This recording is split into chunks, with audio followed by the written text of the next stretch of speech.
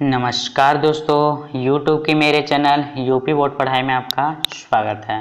तो दोस्तों, आज हम लोग पढ़ने वाले हैं आपेक्षिक वेग। तो चलिए वीडियो को स्टार्ट करते हैं। तो दोस्तों, जो आज का हमारा टॉपिक है वह है आपेक्षिक वेग। तो दोस्तों, आपेक्षिक वेग में बहुत लोगों को कन्फ्यूजन रहता है, लेकिन मैं आपको इस प्रकार से बताऊंगा कि आपका जो कन्फ्यूजन है वह अ से आइसक्रीम हो जाएगा। आइसक्रीम सीधे वेट में जाता है, उसी प्रकार जो यह आपेक्षिक वेग है वह सीधा आपके दिमाग में घुस जाएगा। तो चलिए देखते हैं कि आपेक्षिक वेग क्या होता है। तो जो आपेक्षिक वेग है वह किसी एक वस्तु के सापेक्ष अगर हम दूसरी वस्तु के वेग को हम आपेक्षिक वेग कहते हैं। मतलब कि अगर हम एक वस्तु के सापेक्ष दूसरी वस्तु के अगर हम वेग निकालें तो वह हमारा आपेक्षिक वेग कहलाएगा। तो हम इसका उदाहरण देखते हैं। तो उदाहरण में हम मान लीजिए कि यह एक क्या है, ट्रेन है। यह एक ट्रेन है, इसमें दो आदमी बैठे हैं ए बी।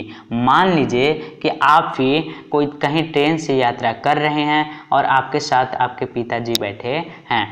एक आप हैं ए और जो आपके पिताजी हैं वह हैं बी, तथा प्लेटफॉर्म पर एक दुकानदार वाला है सी। तो अगर हम बोले कि जो बी के सापेक्ष, मतलब कि बी आपके क्या थे, पापा।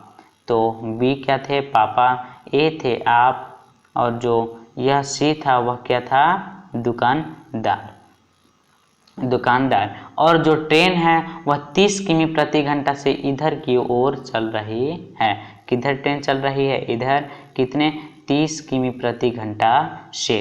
तो अगर हम बोले कि आप अगर पापा का वेग निकालना चाहें तो मान लीजिए कि आप दोनों बैठे हुए हैं एक दूसरे के सामने। अगर मैं आपसे पूछूं कि जो आपके पापा हैं वह किस वेग से चल रहे हैं, तो आप बोलेंगे कि यह तो हमारे सामने बैठे हैं, मतलब कि यह चल नहीं रहे हैं, यह स्थिर अवस्था में हैं। तो जो उनकी वेग होगी ए के सापेक्ष, मतलब आपके सापेक्ष जो पापा की वेग होगी वह 0 हो जाएगी। तो अगर हम वही चीज़ अगर हम कहें कि बी के सापेक्ष ए का वेग, तो बी बोलेगा एक कि जो ए है वह भी स्थिर अवस्था में है। अगर हम यही बात हम सी से, दुकानदार से पूछो कि जो ए का वेग है वह कितना है, तो चूंकि जो ट्रेन है वह इधर की ओर 30 किमी प्रति घंटा से जा रही है। तो आप गौर से देखिए कि जो दुकानदार बोलेगा कि जब ट्रेन चल रही है तो उसको जो आदमी होगा वह भी चलता हुआ दिखेगा। तो जो दुकानदार है वह बोलेगा कि जो ए व्यक्ति है वह 30 किमी प्रति घंटा की रफ्तार से चल रहा है। तो जो सी के सापेक्ष जो ए का वेग होगा वह 30 किमी प्रति घंटा होगा, लेकिन बी के सापेक्ष ए का वेग हमारा 0 किमी प्रति घंटा होगा। अगर हम यही बोले कि ए के सापेक्ष जो सी का वेग होगा, तो चूंकि ए जो ट्रेन है वह चल रही है, तो अगर आप ही मान लीजिए आप ट्रेन में बैठे हैं, ट्रेन चल रही है, तो अगर आप एक दुकानदार को देखते हैं तो आपको दिखाई देता है कि दुकानदार है वह पीछे की ओर जा रहा होता है, लेकिन वह पीछे की ओर जा नहीं रहा होता है, वह वहीं पास स्थिर रहता है, लेकिन आपको लगता है कि वह पीछे की ओर जा रहा है। तो अगर आपसे पूछा जाए कि जो दुकानदार का है उसका वेग कितना होगा, तो चूंकि आप 30 किमी प्रति घंटा की रफ्तार से आगे जा रहे हैं, तो जो दुकानदार है आपको 30 प्रति घंटा की रफ्तार से पीछे की ओर दिखता नजर आएगा।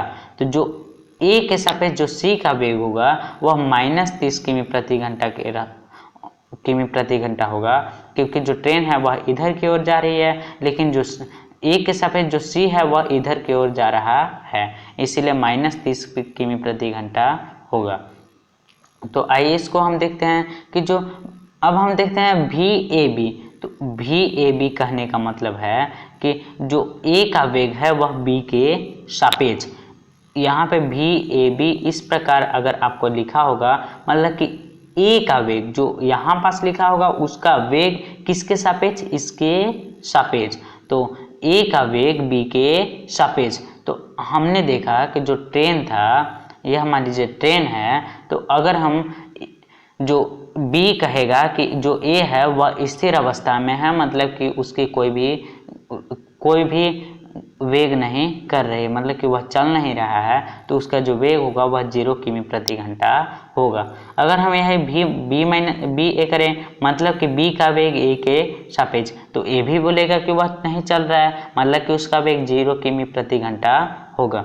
अगर हम भी ए सी करें, तो भी ए सी का मतलब ए का वेग सी के सापेक्ष, तो जो सी है वह कहेगा कि ए जो है वह 30 किमी प्रति घंटा की रफ्तार से चल रहा है।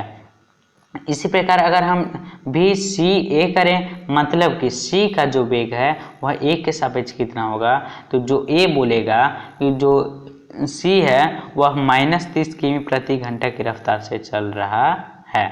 तो इससे हमारा सूत्र बनता है कि वेग भी ए बी बराबर भी ए माइनस भी बी। क्यों? क्योंकि अब आप अगर उदाहरण देख ले तो भी ए बी बराबर भी ए माइनस भी बी बराबर हमारा आया था 0। तो जो भी ए है वह 30 किमी प्रति घंटा की रफ्तार से चल रहा है, तो 30 किमी प्रति घंटा माइनस जो भी बी है वह भी 30 किमी प्रति घंटा की रफ्तार से चल रहा है, तो जो यह कट जाएंगे तो हमारा आएगा 0। और ऊपर भी हमने देखा था कि जो भी ए बी आया था वह 0 आया था, तो जो सूत्र आया वह भी ए बी माइनस भी बी आया। तो जैसे यहाँ पे भी ए बी था तो इसको हमने सूत्र क्या निकाला, भी ए माइनस भी बी। तो यहाँ पे जो ए है शुरू में आया है, तो भी ए माइनस जो लास्ट में आएगा उसको हम माइनस कर देंगे, तो सेकंड सूत्र आया भी बी माइनस भी बी ए माइनस भी बी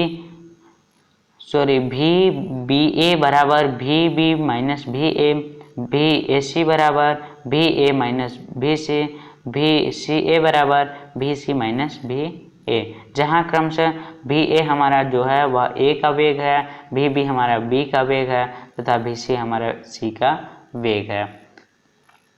इसी प्रकार अगर हम दूसरा उदाहरण को देखें तो दूसरा उदाहरण कह रहा है कि अगर एक वस्तु है और दूसरी वस्तु है वह एक दूसरे के विपरीत जा रही है।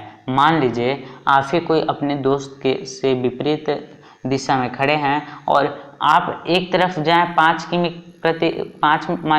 मीटर प्रति सेकंड से और वह जाए 4 मीटर प्रति सेकंड से। मान लीजिए कि 1 सेकंड पश्चात आप कितने दूरी पर होंगे, तो आप इधर की ओर गए 5, यह इधर की ओर गया 4। 1 सेकंड में मतलब कि इधर 5 मीटर आप चले, यह कितना चला 4 मीटर, तो दोनों के बीच की दूरी कितनी हुई, तो दोनों को काउंट जब करेंगे तो हमारा आएगा 9 मीटर की दोनों के बीच की दूरी हुई। मतलब कि जो अगर हम ए से पूछे कि जो बी है वह कितने वेग से जा रही है, तो वह बोलेगा कि वह 9 मीटर प्रति सेकंड की वेग से जा रही है। अगर हम यही बोले कि यह जो ए है वह बोले कि बी कितने वेग से जा रहा है, तो वह भी बोलेगा कि वह 9 मीटर प्रति सेकंड की वेग से जा रहा है। तो इससे हमारा मिलता है कि जो भी ए बी होगा, मतलब कि भी ए बी मतलब कि ए का वेग बी के सापेक्ष कितना होगा, तो 9 मीटर प्रति सेकेंड। अगर हम यही कहें भी बी ए बराबर भी का वेग मतलब कि ए के सापेक्ष, तो ए भी हमारा 9 मीटर प्रति सेकेंड आएगा। अब हमारा आता है सूत्र जो आता है वह आता है भी ए बी बराबर भी ए प्लस भी बी ए बराबर भी बी प्लस भी ए। अब हम जो उदाहरण देखते हैं, उदाहरण हमारा है जो ए है वह मान लीजिए इधर चल रहा है, बी इधर, मतलब कि दोनों एक ही दिशा में चल रहे हैं। तो जब मान लीजिए आप ही इधर की ओर आ रहे हैं, यह इधर की ओर आ रहा है, जो मान लीजिए कि वह इधर की ओर आ रहा है, वह इधर की ओर आ रहा है, तो जो आपका यह ए है यह बी है, तो यह 4 मीटर प्रति सेकंड की रफ्तार से चल रहा है, यह 5 मीटर प्रति सेकंड की रफ्तार से चल रहा है। तो 1 सेकंड पश्चात वह एक दूसरे के करीब आ जाएंगे, तो मतलब कि जो भी ए होगा, ए का वेग होगा बी के सापेक्ष, वह कितना होगा 1 मीटर प्रति सेकेंड। और जो भी होगा वह b का वेग होगा a के सापेक्ष, मतलब कि 1 मीटर प्रति सेकेंड। तो जो सूत्र बनता है वह बनेगा हमारा भी ए बी बराबर भी ए माइनस भी बी, और जो दूसरा सूत्र बनेगा वह भी बी ए बराबर भी बी माइनस भी ए बनेगा।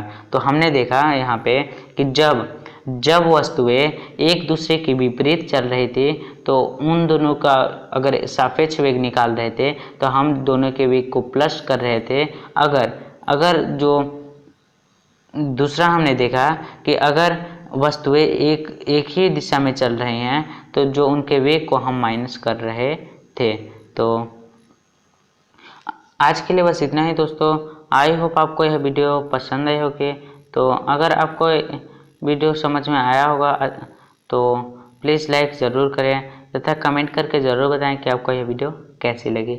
और अभी तक चैनल को सब्सक्राइब नहीं किया है तो प्लीज़ चैनल को सब्सक्राइब कर लें। तो आज के लिए बस इतना ही दोस्तों, फिर मिलेंगे एक नई वीडियो में नए टॉपिक के साथ। Thanks for watching the video. Thank you.